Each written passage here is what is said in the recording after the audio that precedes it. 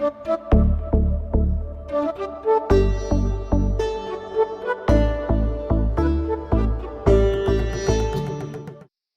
of course, originally started as poets, essayists, and novelists.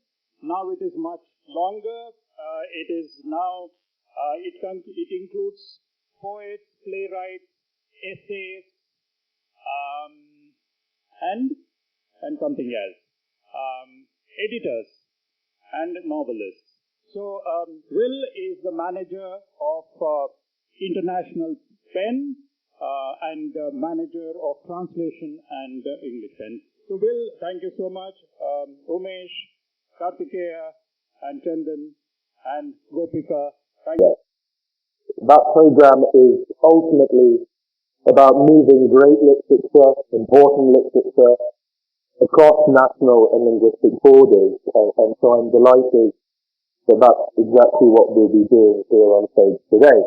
Before I introduce the people next to me, I'll quickly outline how the session will go. We'll chat up here for about 30 minutes, interspersed with some readings in the English, Hindi and Gujarati from these wonderful people's collaborative work. And we'll then have around 10 to 15 minutes for your questions, so please do get them ready as we're talking. So to start, next to me is acclaimed Hindi writer Chandan Pandey, who hails from the Javoria district in Uttar Pradesh. He is the author of 3 short story collections and 2 novels, for which he has won more awards and fellowships that I could name here. And his work has also been translated or is forthcoming in Punjabi, English, Bangla, Urdu, Marathi, and Kannada. Next to him is Kartikeya Jain, who is a 2022 South Asia Speech Fellow and an independent writer, editor, and translator from Delhi. Their work appears in Out of Print, Scroll, the Deccan Herald, the Kodai Chronicle, Never Quarterly, and elsewhere, and they live and work in Kodai. Next to them is Umesh Solanki, a writer and activist from Gujarat. He is the author of 3 collections of poetry, a collection of essays, 2 novels, one of which is in verse. As some of you know, he is the editor of the print journal Nirbhar, and now edits an online Gujarati Dalit poetry magazine which is called by the same name.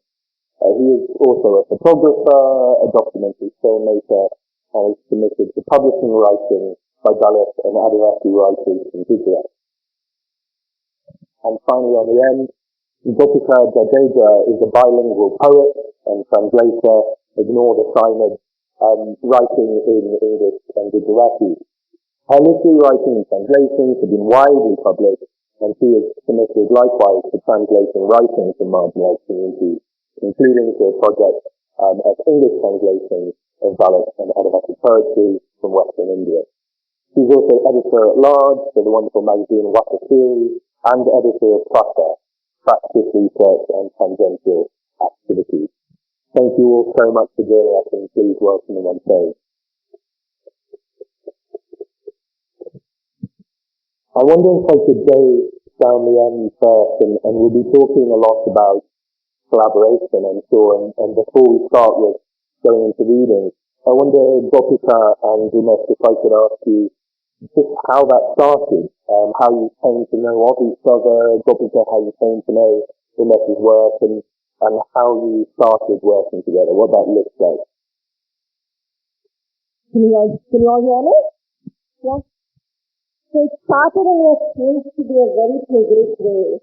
I was working on a PhD, and working on a PhD on Dalit literature. And that is how I met Umesh, because I was looking for Dalit writers. Now, what is important here, even though it sounds very trivial, is it was really difficult to find writing in Gujarati that was by Dalit writers and committed Dalit literature. It was difficult to find it in the bookshop. It was difficult to find it in libraries. And it took a lot of digging for me to reach out to writers and to find their books. A lot of this writing is published, is self-published. A a lot of this writing is published by Writers Collective, and it is only if you know of the collective, it's only if you know the writers themselves that you're able to find it. And it was in this search for Dalit literature that I ended up meeting in it. And we met at this very grand old institution in Ahmedabad called the Gujarat Vidyapith, which was set up by Mahatma Gandhi. And I think I'll let Umesh tell us more about it after the minute. Gujarat Vidyapith में जाता था वो पढ़ाई के लिए और खास तौर पर रिसर्च के लिए, जो मैं मेरा उपन्यास जो गोपिका जी ट्रांसलेट कर रही है, फेरफार, उन्होंने इंग्लिश में इसका नाम ट्रांसफॉर्मेशन रखा है। इसको लेकर मैं रिसर्च करने के लिए जाता था वहाँ की लाइब्रेरी, क्योंकि बहुत बड़ी लाइब्रेरी है, पुरानी लाइब्रेरी है और बहुत सारे मतलब ऐसी पुरानी किताबें वहाँ से मिल जाती है। तो पहले तो उन्होंने मुझे मैसेंजर बॉक्स में मैसेज किया था कि मैं मिलना चाहती हूँ आपसे, लेकिन मैंने उनका कोई रिप्लाई नहीं दिया। ज़्यादातर मैं टालता रहता हूँ सबको। फिर अचानक फिर ये हुआ कि मैं विद्यापीठ की कैंटीन में बैठा था और यदि किसी दलित राइटर से मिलने आई थी तो उन्होंने मेरा परिचय करा। उसके बाद बात बन पड़ी तो उन्होंने मेरा परिचय दिया और सबसे बड़ी बात ये कि ये परिचय इतना अच्छा रहा और उनको मेरे क्रिएशन में इतना इंटरेस्ट हुआ कि ये मेरा जो उपन्यास है फेरफार, वो पब्लिश होने से पहले उन्होंने कुछ अंश इसमें से इंडियन लिटरेचर में इंग्लिश में ट्रांसलेशन किए।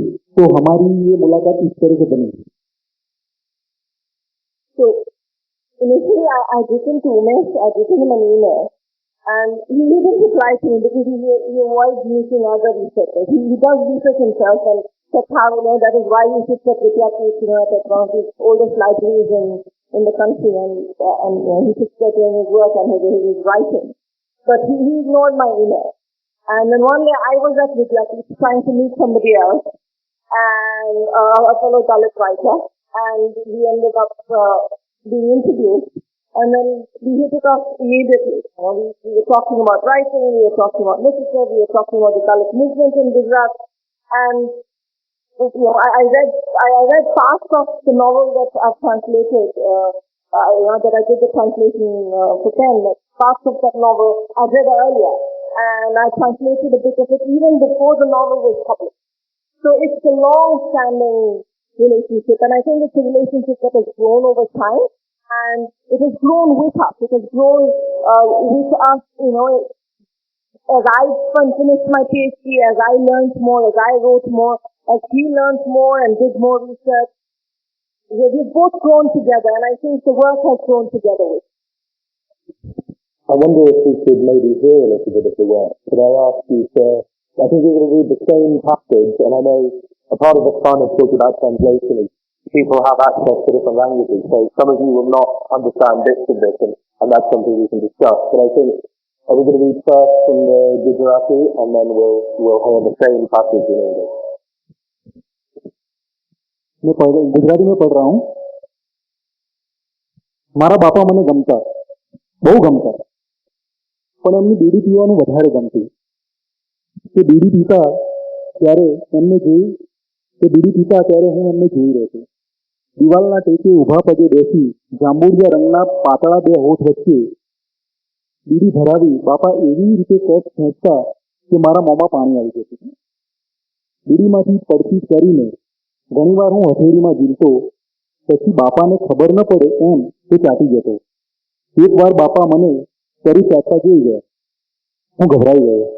થોડીવાર બાપા મારી સામે જોઈ રહ્યા. મારી ગભરામણ વધી ગઈ. પછી તે હસી પડ્યા. હું પણ હસી પડ્યો. હસતા હસતા ઘરની બહાર દોડી ગયો. ગટર પાસે પડેલી કુલ્ફીની સળી લઈ ધીમે ધીમે ગટરનો કાદવ ખોતરવા લાગ્યો. મને ઘણીવાર થતું કે બાપાની જેમ હું બીડી પીવું, પણ મેળ પડતો નહીં. એક દિવસની વાત છે. બાપા બીડીને ઠૂંઠું ભાંગવાનું ભૂલી ગયા. બાપાને ખબર ન પડે એમ મેં ઠૂંઠું ધીમેથી ફેરવી લીધું. ઠૂંઠાને મુઠ્ઠીમાં દાબી ઊભો થયો અને નાખવા ગયો ચડ્ડીના ખીચામાં. નાખતા નાખતા અંગૂઠો ધીમી પડતી ચડ્ડીને બાંધેલી સુતળીમાં ભરાયો. બીડી હાથમાંથી છટકી અને મને ફાળ કરી, પણ બીડી પડી સીધી ખિસ્સામાં. રાહત થઈ. બાપા ક્યાંક આગા પાછા થયા. બાઈ શાકભાજી લેવા ગામમાં ગઈ હતી. હું ચોપાળમાંથી ઘરમાં ગયો. ઘાસેલિયા દીવાના અજવાળે વીડીને ફેરવીને ઊંઘી ચાટી, પછી દીવાની વાતથી સળગાવી. ઘરની લીપેલી દિવાલ પાસે ગયો. બાપાની જેમ ઊભા પગે બેસી દિવાલનો ટેકો લીધો. 2-3 વાર બારણા તરફ જોયું. લાગ્યું વાંધો નથી. બાપાની જેમ બીડીને હોઠ વચ્ચે દાબી કચ ખેંચ્યો. ધુમાડો મોંમાં જતા વિચિત્ર સ્વાદ લાગે. કડવી દવા પીધી હોય એવા અવાજ અને મોઢું કરી છૂછું કરવા લાગે, હાંસવા લાગે. બીડીને ફેંકી દીધી.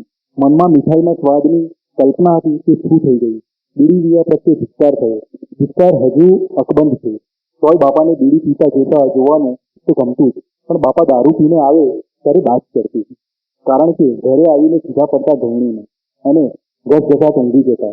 એટલે બીડી પીવાનું જોવા મળતું નહીં. અઠવાડિયામાં 2-3 વાર મને આવી દાજ ચડતી.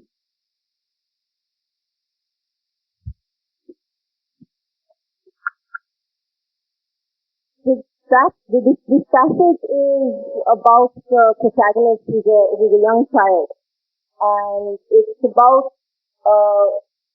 his love for his father and also his fascination with his father smoking bidi.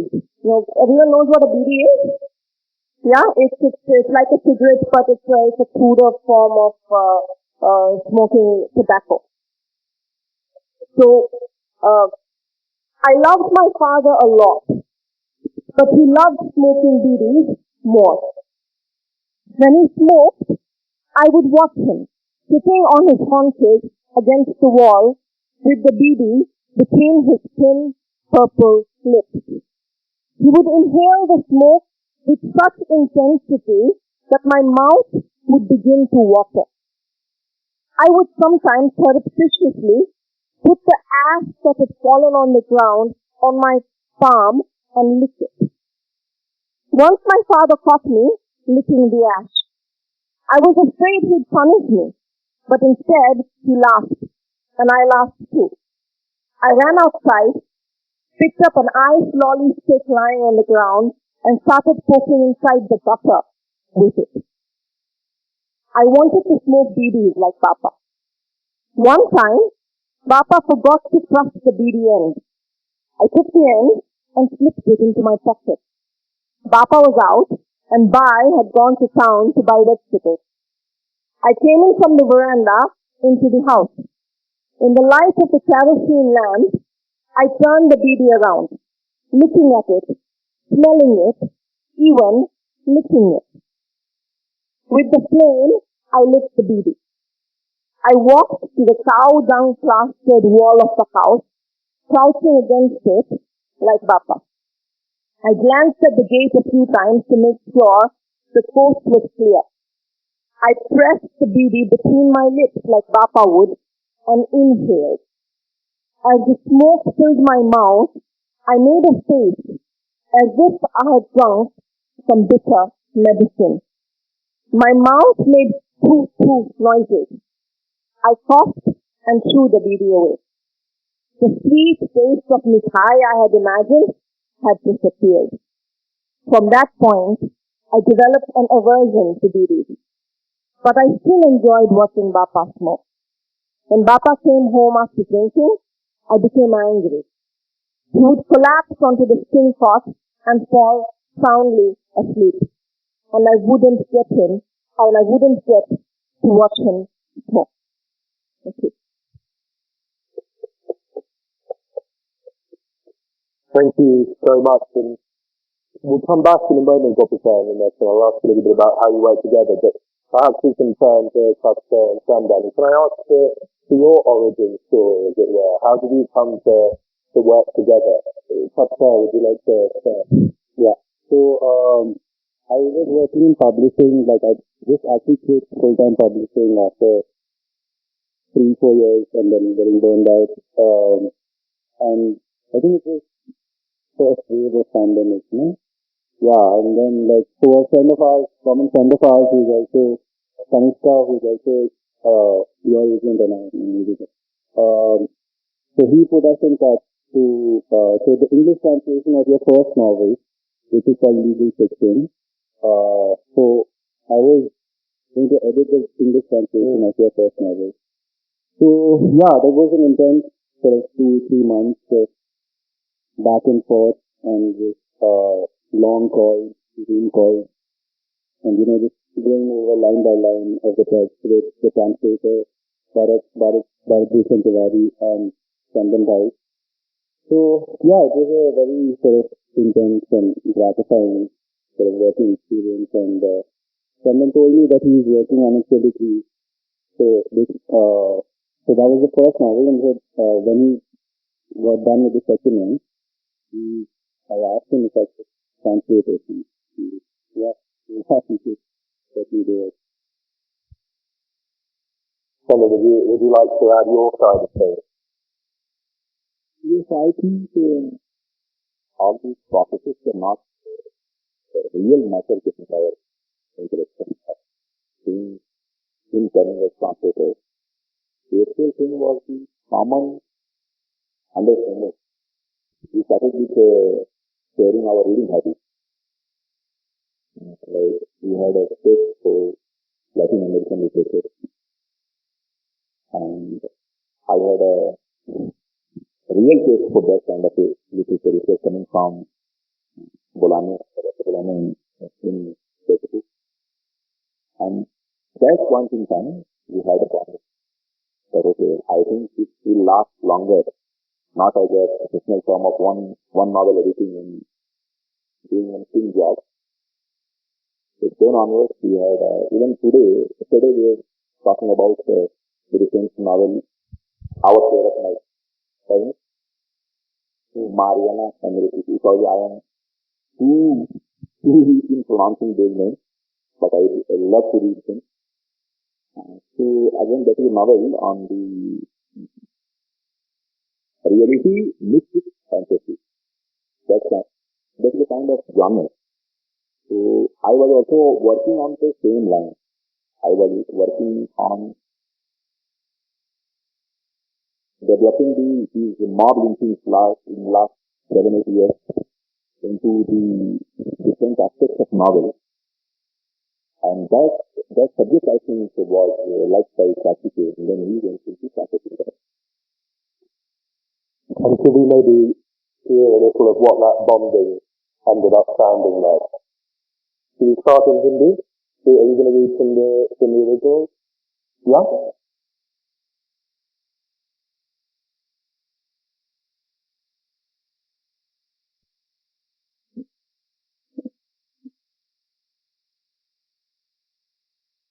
So about novel and how it goes, it is about a magazine called Kartikeya, which is investigating into all the modeling things.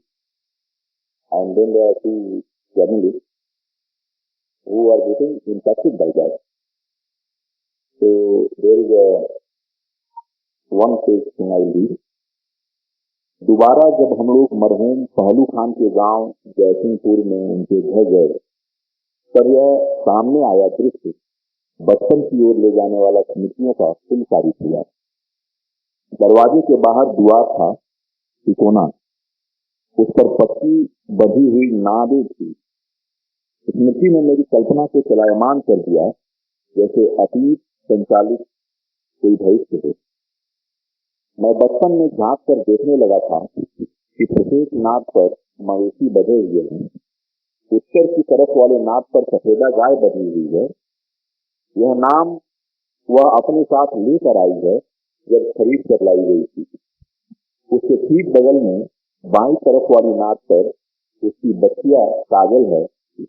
क्योंकि वह नाद की ऊंचाई तक नहीं पहुंच सकती, इसलिए बांस की पियराई खांची में उसका सानी भूसा खली और आटे की चाली हुई नमक मिली भूसी नीचे रखी हुई है। उसके बगल में दो नादे हैं जिन पर दोनों बैल बंधे हुए हैं, राजा और महाराजा। महाराजा अभी अभी दुल्लापुर के मेले से खरीद कर लाया गया है।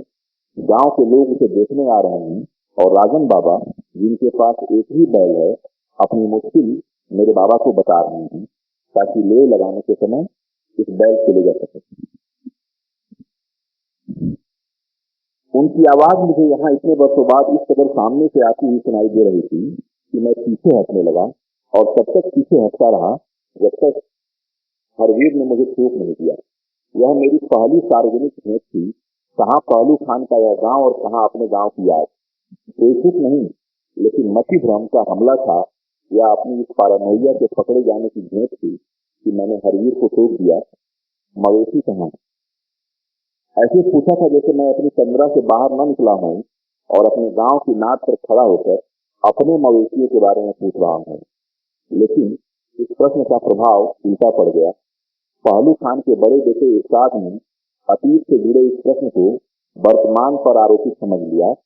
12-15 मिनटों की इस मुलाकात रही होगी, लेकिन मेरे इस प्रश्न ने जाने कौन सा प्रभाव पैदा कर दिया था कि इरशाद वहीं नाद पर बैठे बैठे रोने लगा था। वह सबके सामने रो रहा था, लेकिन इसकी रुलाई वैसी थी जैसे आप अकेले में रोते हैं। गांव वाले उस तक पहुंच कर चुप करा रहे थे। मुझे भी उस रोते हुए आदमी तक पहुंचने की तमन्ना हुई थी।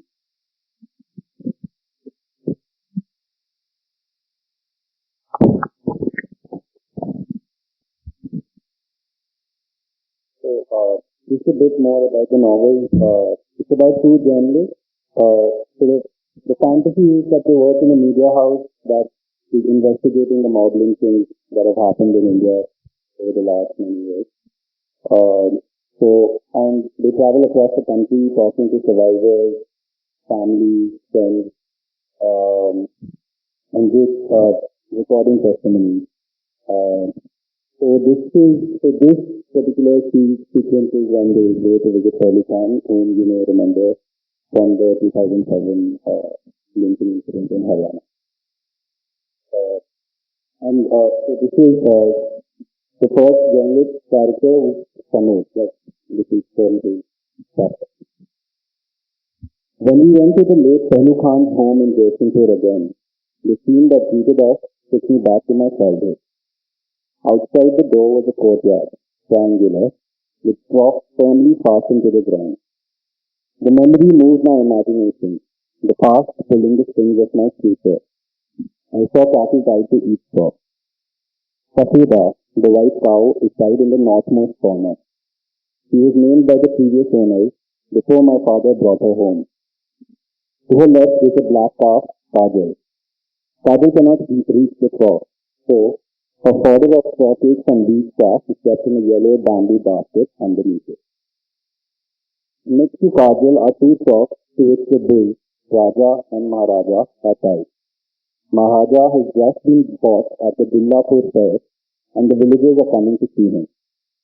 Rajan Baba, who has only one bull, is sharing his troubles with my father, hoping that he can borrow Maharaja for plowing his own field. Father, preparing the fodder, nods and warns him. Don't turn him to the right. He's a calf. He only has a couple of teeth. When he turns around to mix the mustard cake, he sees me standing behind Maharaja. He shuffles over and tells me to stay away from the new bull, then drags me back inside by my shoulder.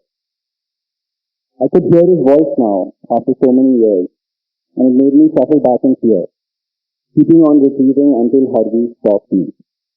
This was my first public slip-up. Pehlu Khan's village here on the one hand, and the memory of my own village on the other. There was no logic to it.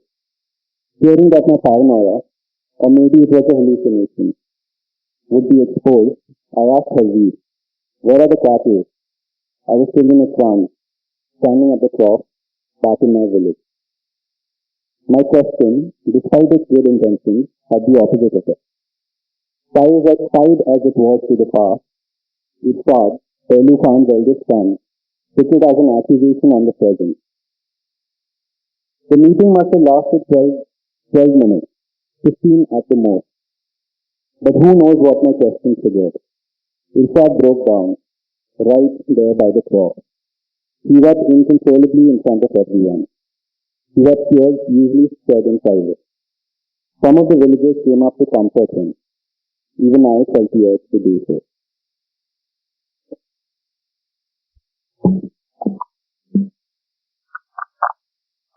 Thank you so much for those readings. I wonder, Gopika and Kartikeya, can I ask first you questions around what the greatest challenges in translating these samples were? That translation, literal translation isn't a case of finding the right word, So in other words, it's a case of finding the right feeling, the right texture, the right sound. What were the hardest bits to get at in your translation? Gopika, today, Sophie first. I would say dialect. And I'm carrying on from the last conversation here, if you're here for the panel on functioning. Dialect is a really strange thing. And what is really difficult about Umesh's novel, what is really difficult about Umesh's novel, is that he writes in this particular dialect of Northern Gujarat. And with that also, it's the dialect of his particular community. Now, one reason I found it difficult, but not as difficult as maybe an urban educated, elitist writer or translator from Ahmedabad would have found it, is that I also come from a region of Gujarat where I speak that. And my own Gujarati is not a very polished urban middle class Gujarati. So I could relate to Umesh's language. There were specific words that were difficult. There were specific words that are of the region that I did not understand or did not know the meaning of. But by and large, the cadence of the speech, the lilt of the language, that is something that I was able to grasp and translate. Now, the other problem with dialect is translating dialect into English. So the first problem is understanding the dialect. And that is something that you might experience as well, moving from, say, one region of Telangana to another. So understanding the language is the first bit. And the second bit is translating the dialect into English. Now when you translate it into English, it is flattened. Completely flattened. The nuances of the sound and the nuances of, let's say, how social position is conveyed in the language, or how emotion is expressed. All of that is flattened out. So what does the translator do then when you're writing in English? As a translator, what do you do to keep some of that local flavor, to keep some of the specificity? Because good writing is about specificity. If the specificity is lost and it is homogenized into English, there's no meaning to the word. So that I find to be the most difficult. And I think we also encountered difficulty by editing the word. Mm-hmm. When an English language editor edits something that has been translated from an Indian language into English, the nuances of what the translator is trying to do are sometimes lost. And I think I have an interesting example here actually, and I'm going to read it out to you. And I'll tell you what it was translated as initially. Okay, as edited out. I'll tell you what was edited out and then why I think. Okay, so this is the passage. The protagonist is looking at a tree, and under the tree there are some animals, particularly donkeys, and he's describing the donkeys and what the donkeys are doing. There's a lone donkey sits under a neem tree not far from the pond, flipping its tail, chewing cud, and looking at the grazing grove. I sit and watch them all for 10 or 15 minutes. Everything is utterly quiet. Then the donkey, sitting under the tree, stands up and walks to a female, nuzzling her and attempting to mate with her. And she runs away. He tries again, to no avail. Third time, he is successful. Then the female walks away, waving her tail. The donkey walks back slowly to the neem tree. A different kind of mating, removed from the imperatives of sin and merit. Now, when you're trying to edit this, a lot of the nuances of the use of the word mating itself was lost. What the writer is trying to do here is emphasize that act as an act of equality. Which when we were editing it, was edited out. So the word mating was edited out. I think there was a sentence that said, the donkey walked over to the female donkey with intention. So when you say walk with intention, it becomes completely different from what the writer is trying to convey. So I think these are the challenges of working between languages, of course, but also of translating from an Indian language. No, thank you. And it's a nice point to move over to that here, because we have the joy of working on lots of edits and having these sorts of conversations. I mean, interesting stuff happens in the margins of Word documents over weeks and weeks and weeks. So I wonder if you could, talk into that. Yeah, I think just like translating, like editing is also a dialogue. Yeah. And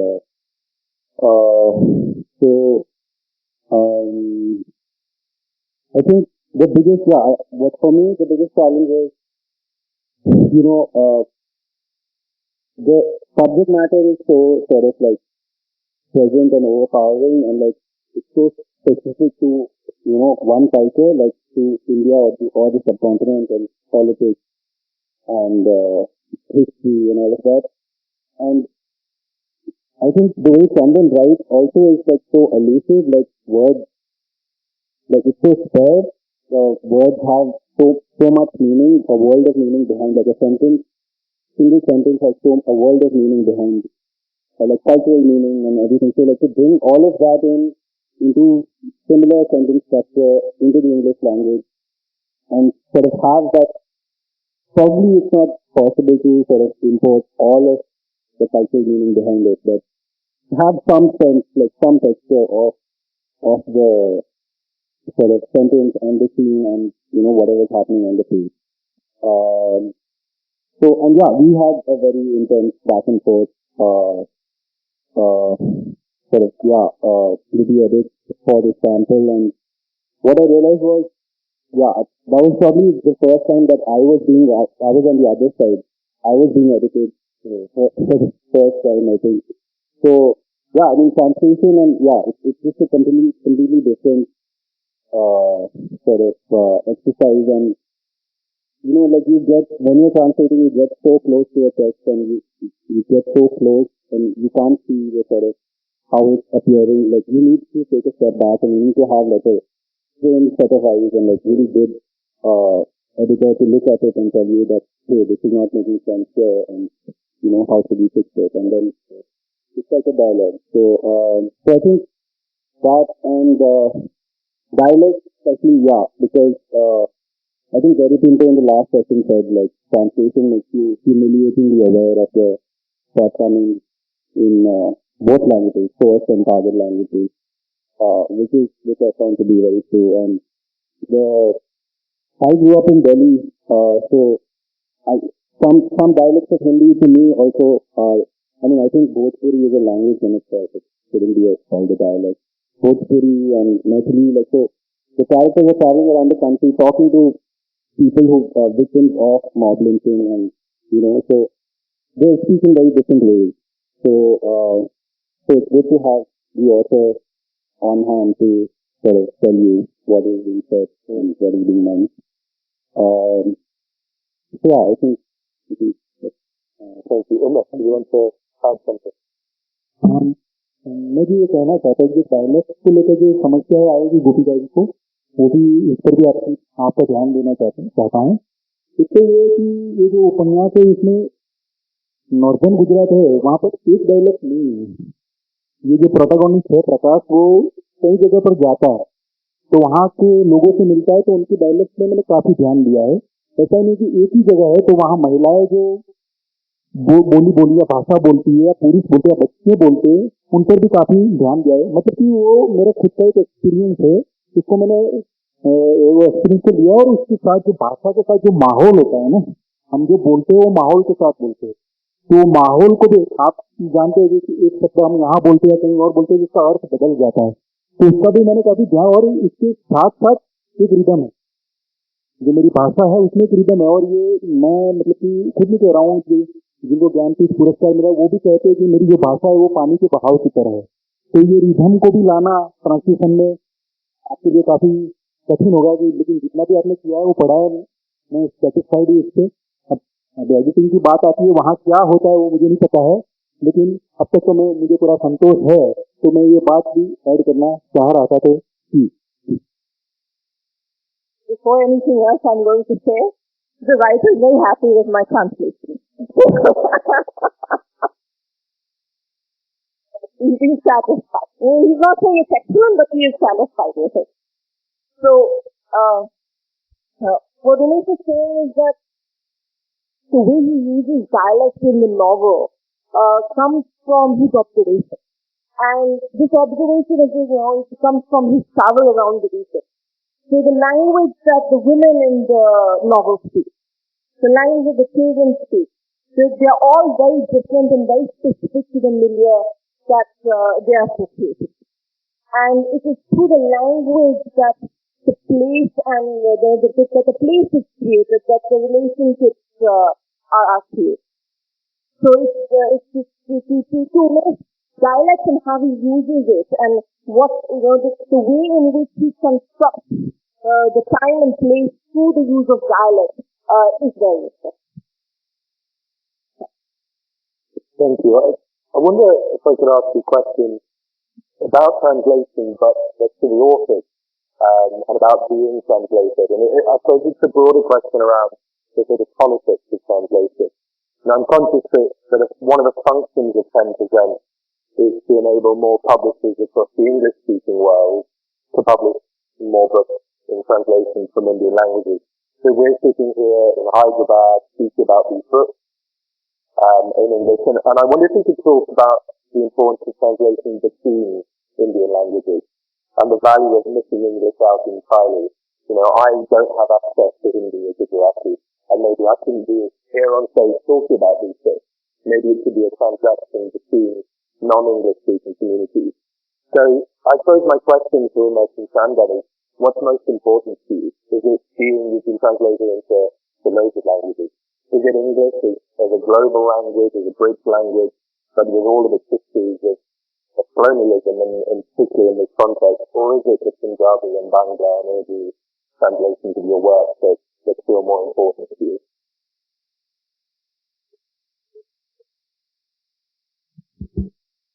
For me, actually, for anybody to look, okay. Okay, so for me or for anybody, English translation will be, good any moment of time. So that is not to be discussed. But yes, when it comes to the other languages, I have always expressed my love for being translated in Bengali and in Malayalam and then in Urdu. And there was a person from Hyderabad HLF for Telugu translation also. But yes, it is very good for us to get into translation. Getting to see our work into translation. What I found, the way they are talking, that in translation, I have seen that the roughness of the language is there. Translation is a must job. Means whatever we are, we have been because we have read big names in translation into Hindi, into English, from Russian, from Chinese, and from all languages. We have learnt a lot from them. But sometimes now I see, when I have seen my novel into English, I see that is there their roughness, like Marx's roughness has been lost into English or what?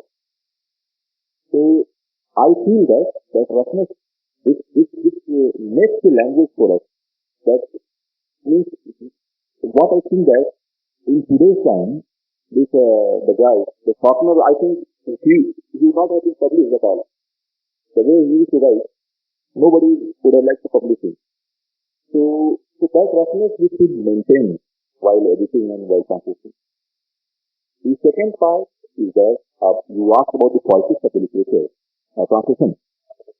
So every language, whether it is Hindi or any language, has two classes. One is elite and one is the mass. And unfortunately, elite has all the connections which move first for the translation. And in Hindi it happens that not so great writers get the opportunity first. Like there is a writer, Mukhibud, there was, there is a slight writer in Hindi. You will not find a single constitutional opinion in this. This should be done. But in others, because they are having the connections and everything, which Ali said, they get that. So that is one harm of that,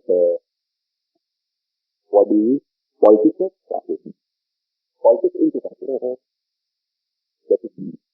Thank you. And just on the first point, I mean, I get the joy of editing lots of translations, and I think, I think all editors of translations will always at fault for flatness. And something I always remind myself to do is, if it's a rough cut stone, polish the dip, don't polish away the edges, keep the edginess. That, I think, the art of editing translation, particularly when you don't have access to the language. But as has been mentioned, writing, translating, editing, sensitivity reading, these are all acts of collaboration. I think the more we talk about these things, it's sort of as a community of literary professionals together. I'll come back to the second point, which is a really interesting one, isn't it?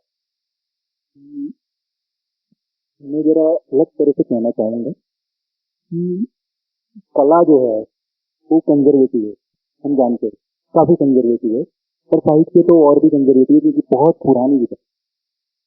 और मैं गुजरात से हूँ तो गुजरात तो और भी ज्यादा conservative है। इसलिए मैं सोच रहा हूँ कि जो कुछ भी लिखा जा रहा है गुजराती में, हम लोग जो लिख रहे हैं, खासतौर पर जो दिख रहा है, ये जो कम्युनिटीज है और उनकी जो वेदना है या उनके जो विचार है, मैं दोनों वेदना और विचार दोनों को लूंगा। तो वो अगर किसी और भाषा में जाता है तो किसी और भाषा में जाने से जो कंजर्वेटिवनेस है वो थोड़ी कम होती है, क्योंकि हमें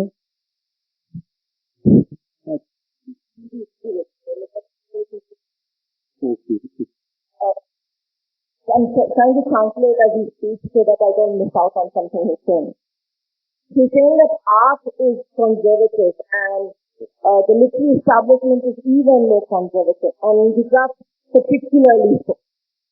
So, and then he goes on to say how and because of this, when writing from marginalized communities is translated from Gujarati into other languages, some of that straight-jacketedness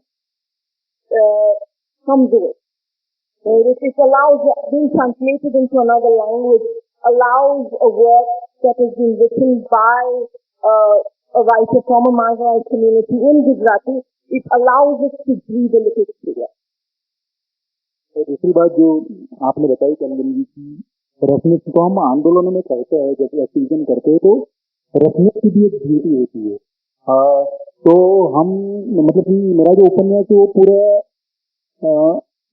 जो फॉर्म होता है ना, जो उपन्यास के जो मतलब कि जो कविताएं जो भी लिखता हूँ मैं, वो जो फॉर्म होता है तो उसको मतलब कि हम तोड़ते हैं, जो ग्रैंड नैरेटिव बन चुका है उसे हम तोड़ते हैं, तो एक प्रकार की रफनेस हम लाते हैं। तो और मेरे ख्याल से वो रफनेस की वजह से वो इसका अनुवाद ज्यादा सरल हो जाता है, ये ऐसा मेरा मानना है, क्योंकि पोस्ट मॉडर्न में लिखता हूँ, वो पोस्ट मॉडर्न लिटरेचर है। तो ये कठिनाई तो है अनुवाद के लिए, लेकिन ये जो हमारे जो विचार है खास तौर पे, वो अगर अनुवाद होते हैं कोई भी भाषा में, अंग्रेजी में तो और भी अच्छा है, और मैंने तो अपने उपन्यास में अंग्रेजों को काफी बढ़ावा भी दिया है। उससे मतलब कि कॉलोनियल लैंग्वेज इसलिए नहीं, वो वहां पर ज्यादा लोग तक वो जा सकती है आपकी बात, इसलिए मैंने उसको बढ़ावा दिया है। तो अनुवाद होता है किसी भी लैंग्वेज में, अंग्रेजी में या कोई और भी भाषा में, तो मैं तो उसे अच्छा ही मानूंगा। So Umesh is talking about roughness as an aesthetic.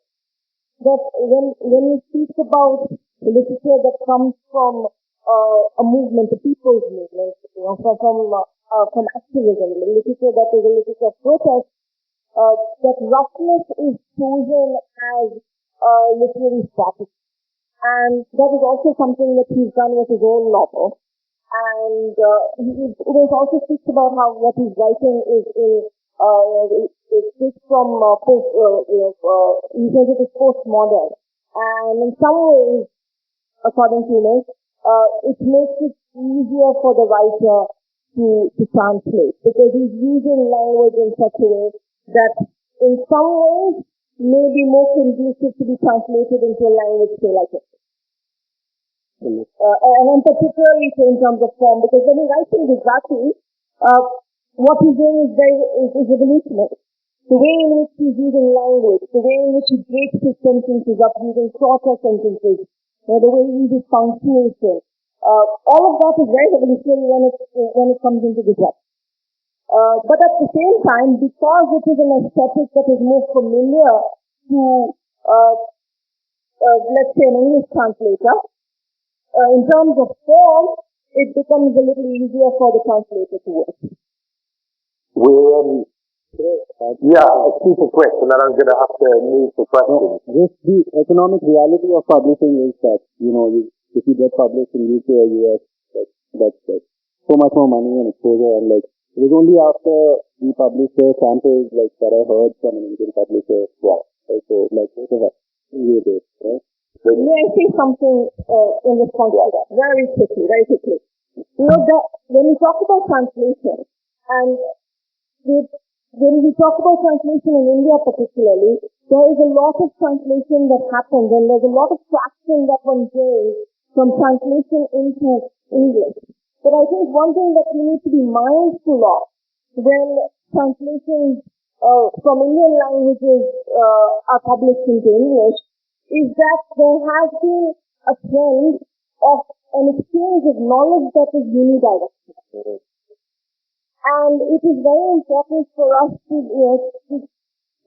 take these translations and to build a relationship not just with the Western readership, and I'm using Western in inverted commas, but also taking that English translation as a bridge that lets us build relationships within India as well as stay within a larger Asian perspective. So for instance, let's say Southeast Asia, and I've lived in Singapore for 10 years, so this is something that's very close to my heart. How much of Southeast Asian literature and translation are we able to read in India? And how much of South Asian literature and translation travels into Southeast Asia? So I think this is a very important question, and it is something that needs to be addressed. And this is also part of this whole idea of decolonization that is being talked about in universities, in schools, in colleges today. So if we want to decolonize, we must address this flow of knowledge. You've all touched on so many other things I wanted to ask about, but I'm going to slap myself on the wrist because we're already over time, and turn very quickly for some short, if that's okay, questions from the audience, but I'm sure you'll have some. I've seen a hand at the back straight away. I think there's a microphone coming around, so if you could just wait a moment.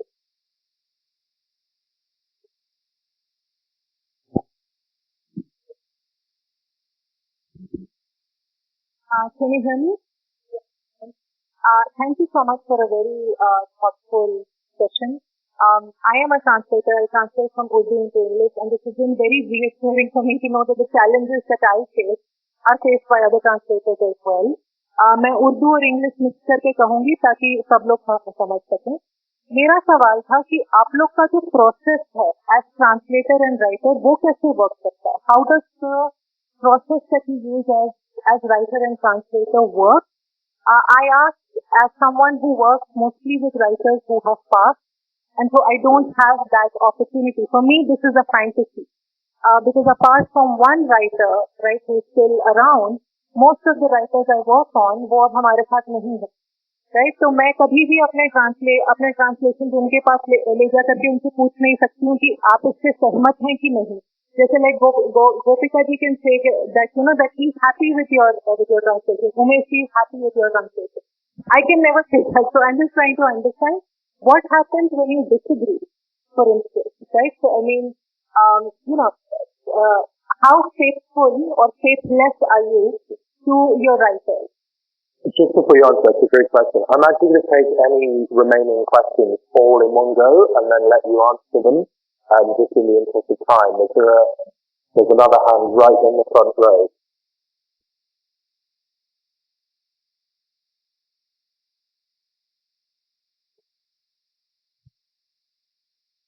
What is dialogue literature? Thank you. Any other final quick hands? There's one just here, and then we're going to have that as the last question, and I'll let you answer in a flurry of short and eloquent responses. So I'm not related to literature. I'm banker unrelated to finance. But quite often a time we heard a lot about having soft skills, which helps you grow when you, Sorry, could you put the mic to the field? So when you grow up in a leadership team, you are having 10-15 years of experience, you start managing people. Then they said that having a great soft skill, having a, great English grammar, it puts a lot of, weightage to your promotions, etc. So I just want to understand, like, if I want to improve my dialect, if I want to improve soft skills, what can I do? If I'm already in my 30s, already close 35, so yeah. I think the first one, and I will say I'm glad that Chandan is here with us. So that, whenever there is like any sort of like, it's a dialogue, and I think what's the most crucial thing is that we're invested in the text. What's most important is that sort of the text is the Holy Bible. So like, if there is a disagreement, we have a dialogue and we figure out the best way, like, what sounds best or like whatever. Just to add to him, I never see my work translation as a translation. I see it as a separate work, completely separate work. That's why I'm saying this. I never put my ego into that. ये तो मैंने लिखा था यही होना चाहिए. जैसे अभी मैंने लिखा है कि आरोपित करना, तो इसको उन्होंने एक्सप्रेशन में लिया, उन्होंने इसको नाउन में लिया. मैं बाद में एडिट करूंगा. तो मैं हमेशा लेता हूँ, मुझे खुद पढ़ते हुए लगता है कि ये मैंने लिखा है, तो हमेशा उसको मैं न्यू बॉडी ऑफ वर्क करके लिखता हूँ, और मुझे अच्छा लगता है कि somebody is trying to come to close my things which I had wanted to express. Thank you. Professor Umesh, do you have points to add to any of those questions? So I'll echo Kartikeya, and also I'm very, very glad that Umesh is here. And I think what is most important for us is the conversation. And it's not necessarily always conversation about a specific word or a specific passage. It is also the conversations that we have around the work itself. And just whenever we meet, how we relate to each other. I think that is also something that goes into the translation itself, because it helps me understand Umesh better. And when I understand him and I understand his life world, that is when I can relate to the words that he's writing. And I think that is the advantage of having the writer with you, because it helps you understand their life world. ज्यादा नहीं उदाहरण देना, मेरी एक कविता है वगो, यानी कि neutral केला. तो इस कविता का गोपिका ट्रांसलेट कर रही थी इंडियन लिटरेचर के लिए. तो इसमें एक पंक्ति आती है वाणांक वाणांक, यानी कि टर्न. तो उन्होंने इसका इंग्लिश में किया बेंड बेंड बेंड. आई क्वेश्चन, मैंने उनको सवाल उठाया, तो उन्होंने फिर मुझे VS नाइपोल ने इसका इस्तेमाल किया है, फिर मुझे भेजा, तो मैंने कहा ठीक है. तो मैंने मान लिया कि सही बात है, कुछ बातें मुझे नहीं पता होती है.